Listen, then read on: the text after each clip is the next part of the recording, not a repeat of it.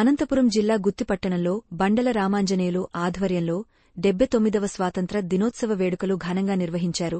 ముందుగా డాక్టర్ బాబాసాహెబ్ అంబేద్కర్ విగ్రహానికి పూలమాల వేసి నివాళులు అర్పించారు. ఈ సందర్భంగా వారు బండల రామాంజనేయులు, అడ్వకేట్ పుల్లయ్య మాట్లాడుతూ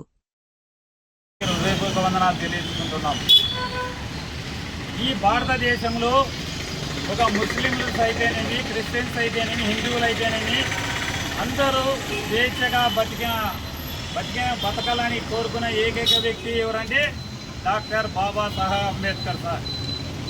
ఈరోజు ఈ రాజకీయవేత్తలు అంబేద్కర్ సార్ని గుర్తించుకోకుండా ఒక మనవాదుడైన వాళ్ళకి దండలేస్తున్నారు. కానీ ఈ రాజ్యాంగంలో మనము ఇన్ని పథకాలు కొన్నా మనము ఈ పొద్దు ఒక ఎమ్మెల్యేలు అయితేనేమి, ఎంపీలు అయితేనేమి, మంత్రులు అయితేనేమి రాజ్యాంగంలో పొందుపరిచిన ఈ డాక్టర్ అంబేద్కర్ సార్ని గుర్తించుకోవడం చాలా బాధాకరంగా భావిస్తున్నాము. మీరు ఈ స్వేచ్ఛగా ఉన్నారంటే ఒక భారత రాజ్యాంగం గురించి మీరు గుర్తించుకోవాలని కోరుకుంటున్నాం.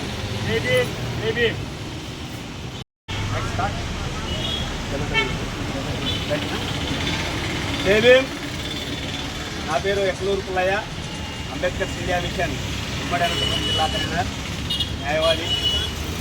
ఈరోజు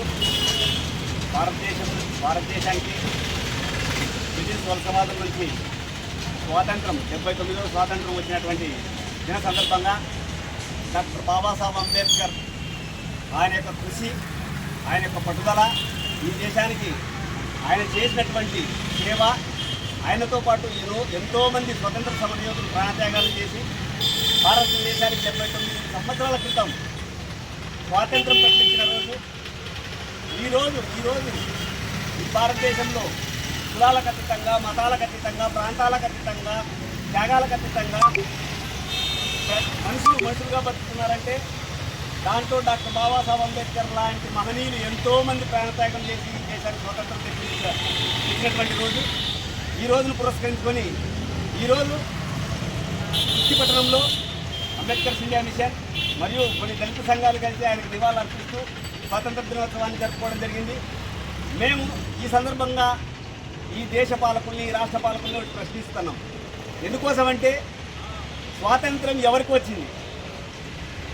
ఈ భారతదేశంలో కులం, మతం అని చెప్పేసి దళితుల మహిళల్ని, మళ్ళీ ఎస్టీల్ని, గిరిజన మహిళల్ని పాడు చేస్తున్నా కూడా కులం పేరుతోనే నిందిస్తున్నారు తప్ప మాకు స్వాతంత్రం రాలేదు పూర్తి స్థాయిలో అనేటువంటి భావన మాకు ఇంకా ఉంది. ఎందుకోసమంటే ఈ దేశంలో బ్రతకాలంటే భారత రాజ్యాంగం అమలు కావాలి. భారత రాజ్యాంగం ఉన్నంత వరకే ఈ దేశంలో ప్రతి పౌరుడు స్వచ్ఛందంగా, స్వతంత్రంగా, స్వేచ్ఛగా బ్రతకగలుగుతాడు. అలాంటి భారత రాజ్యాంగానికి తూటుపొట్టాలని చెప్పేసి ఈరోజు కేంద్ర ప్రభుత్వం నిర్ణయాలు తీసుకుంటుంది. దాన్ని మేము పూర్తిగా ఖండిస్తున్నాం. అదేవిధంగా ఈరోజు కుల మతాలకు అతీతంగా మనిషితో పాటు పశుపక్షాదులు కూడా స్వేచ్ఛగా బ్రతకగలిగేటువంటి అవకాశం ఉందంటే దానికి కేవలం డాక్టర్ బాబాసాహెబ్ అంబేద్కర్ రాసినటువంటి రాజ్యాంగమే. ఆ రాజ్యాంగాన్ని కాపాడుకోవడానికి మేము ఎంత దూరం వెళ్ళడానికైనా సిద్ధంగా ఉన్నామని తెలియజేస్తూ ఈ అవకాశం ఇచ్చిన మీ అందరికీ పేరు పేరున ధన్యవాదాలు తెలియజేస్తూ జోహార్ డాక్టర్ బాబాసాహెబ్ అంబేద్కర్, జోహార్ డాక్టర్ బాబాసాహెబ్ అంబేద్కర్, జై భీమ్, జై భీమ్. ఈరోజు 79వ స్వాతంత్ర దినోత్సవాన్ని పురస్కరించుకొని నిర్వహించినటువంటి మిత్రులందరికీ, ఆత్మీయులకు హృదయపూర్వకంగా ధన్యవాదాలు తెలియజేస్తూ శుభాకాంక్షలు తెలియజేస్తున్నాను. ఈరోజు స్వాతంత్ర దినోత్సవం జరుపుకుంటున్నాం. భారతదేశం అంతటా రెపరెపలాడుతున్నటువంటి 3 రంగాల జెండాను మనము స్మరించుకుంటూ ఎంతో స్వేచ్ఛగా జీవించగలుగుతున్నాం. నాటి బ్రిటిష్ వారు భారతదేశానికి వ్యాపారం ద్వారా వచ్చి మన దేశాన్ని వారి స్వాధీనంలో ఉంచుకొని వారే పరిపాలన చేస్తూ మనల్ని ఒక బానిసలుగా చూస్తూ వచ్చారు. వీటిని తట్టుకోలేనటువంటి స్పందించి కొంతమంది నాయకులు నడుము బిగించి మనకి స్వేచ్ఛ స్వాతంత్రాలు కావాలి, స్వేచ్ఛగా మనము కుటుంబపరంగా మన దేశంలో మనము